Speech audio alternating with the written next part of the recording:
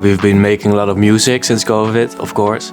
We've really actually been doing only music. Like for the first year of COVID, like there was nothing. There was only like studio days and fill your time as good as possible, you know? That's what we did. We got a lot of time in the studio, obviously, especially 2020 when like everything was closed. We've been a lot in the studio, we did some live streams and that kind of stuff, but of course we're really happy to do real live shows again.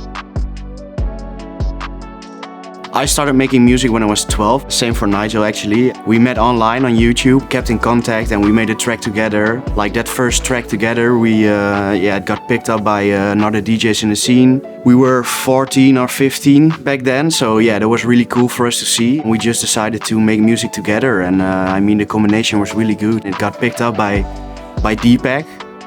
So that was really cool for us, man. We were 14, 15, so that was incredible to see. We just go to the studio and, for example, Thomas makes some melodies. We sit next to each other, he makes melodies, I think with the melody. If we like one, we make a lead with it, and sometimes we open like a kick project, throw the lead in there and try to find a cool kick or a new kind of style kick for the melody. Sometimes we have like an awesome vocal or lyrics. Most of the time we like to start with a cool theme. For example, Raven to Space, it was already wrote a theme, and then we made the track around that. Darker actually, a bit rawer. Our sound evolved a lot during the years and we're really happy that people like it as well.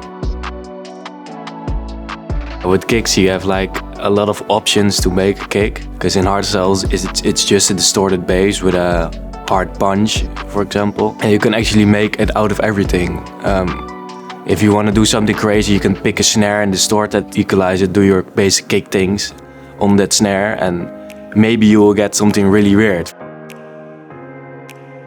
Definitely, man. Yeah. For example, Darkest Hour with D-Block and Estefan. We went to their studio and we had an idea of what we would like to do with each other. We arrived there at 1 o'clock midday and like 6 o'clock or something, we had the whole track standing and we just knew that this is gonna be something really cool, you know? So it just happened in 5 hours and you just know. The Hans Zimmer music, the big orchestral music, maybe people don't expect that because it's really slow, a lot of dynamics, you know. I just love it when the genre is like way different, but you can still take elements from it to hardstyle, and that's what really triggers me sometimes. Layering is the key to make your sound big, you know, and that's very detailed work, but that's all worth it and it makes your sound stand out so much. Over the years, it's pretty easy for us now to know which layers work well with each other, but yeah, it's important that every layer really mixes well with the other and still adds another dimension to the sound. So it's the key to layer it while you don't really hear it, but it adds a lot of dimension to the sound.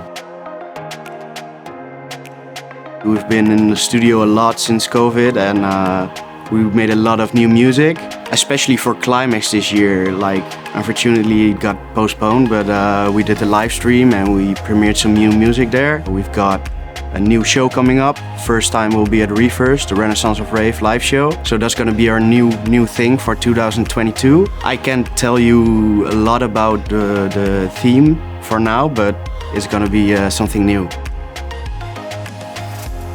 We're so happy with all those people that follow us and love our music, and they wait for every track we bring out, and it's just so amazing to see that people are really so dedicated, and that's what we live for.